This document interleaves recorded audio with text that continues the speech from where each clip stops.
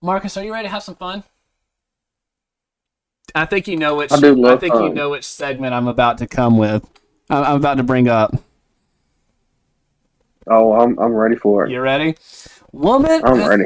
yeah, no one's gonna know. Oh, here we go. I love this. So, thank you, Laura, my wonderful girlfriend, for sending me this. Also, I'm specifically making fun of you and other cat parents here.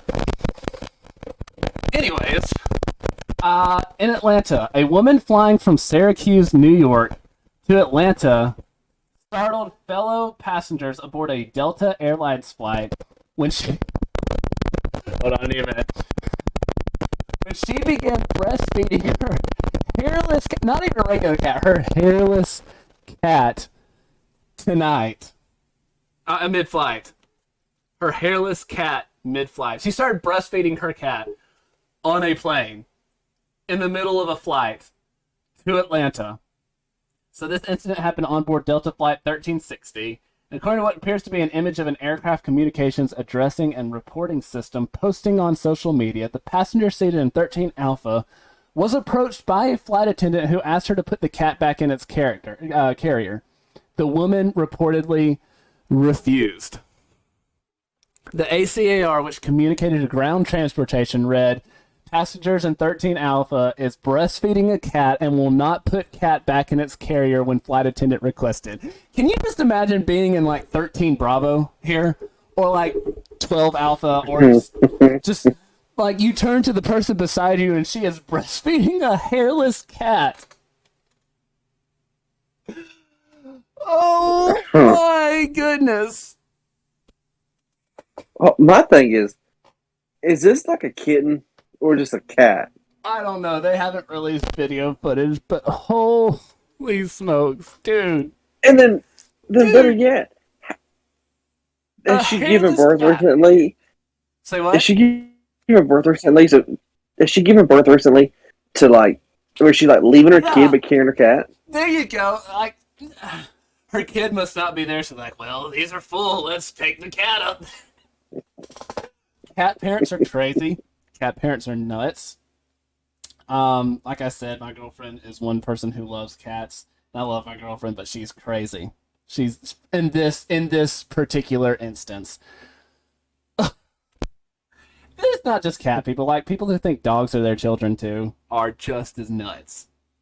I had a teacher in high school Oh who yeah. had like 17 dogs, and she once told us that if they were all starving, she would start cutting like parts of her finger off.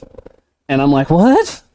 No, no, pets are not that important. No, like what?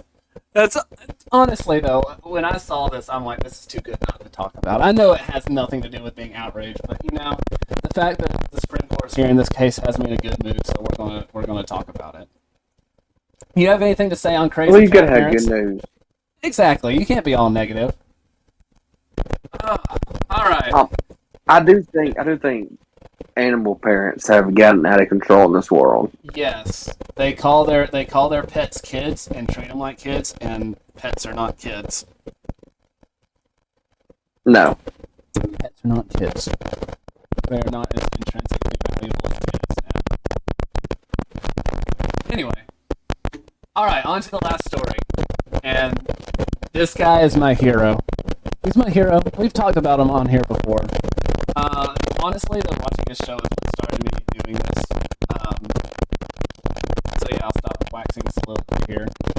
Matt Walsh's Johnny the Walrus hits number one on Amazon's LGBTQ plus list. His response is priceless. So Matt Walsh is a Daily Wire podcast host and beloved children's author who just released a children's book um, called Johnny the Walrus, and it's about. I actually bought this book for my niece, and it's just as much for me as it is for her. So it's about a kid who has a very active imagination, and one day pretends to be a walrus. And his mom was fine with him being uh, creative and playful,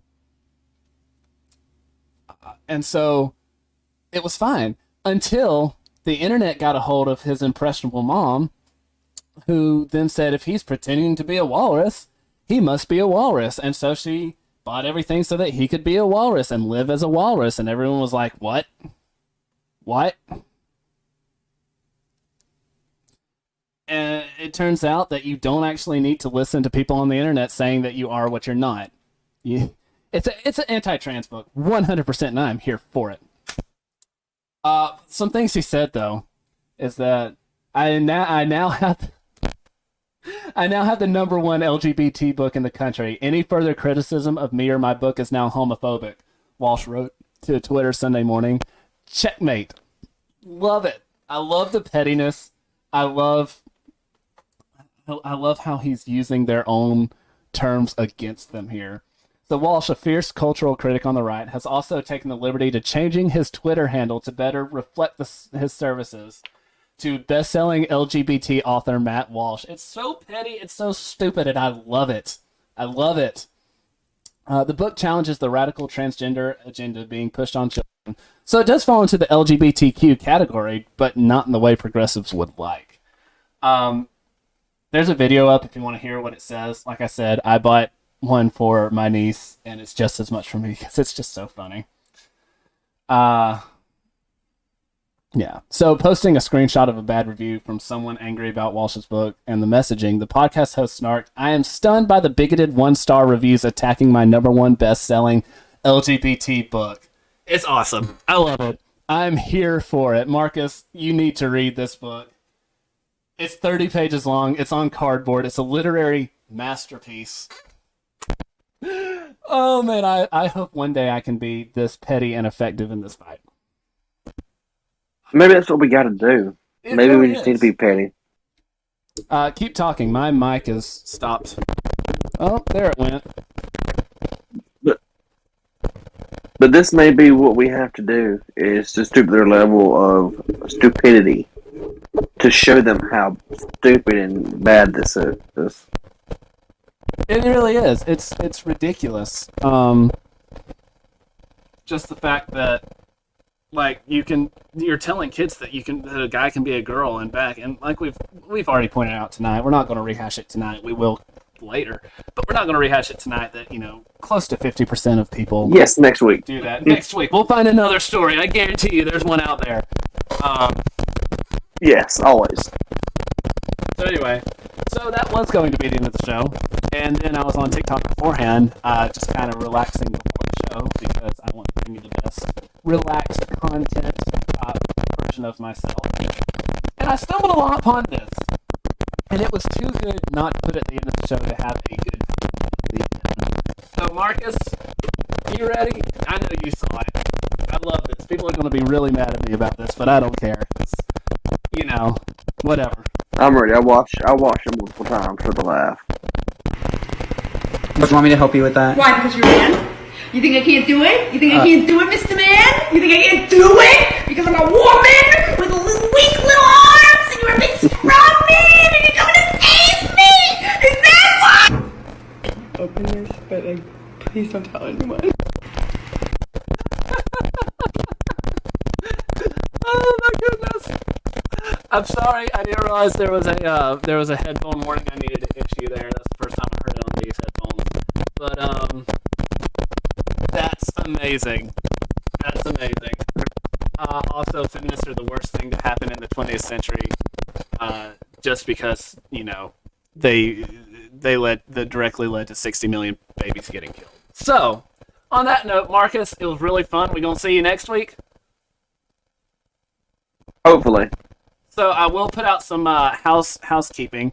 Starting at the beginning of the year, this show will be moving exclusively to YouTube. I will post a link to it before on Facebook to the live show there before 8 o'clock, so you can just click on that, go right over there.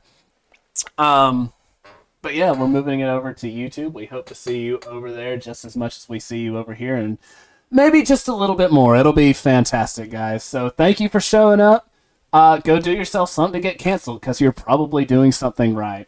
See you guys.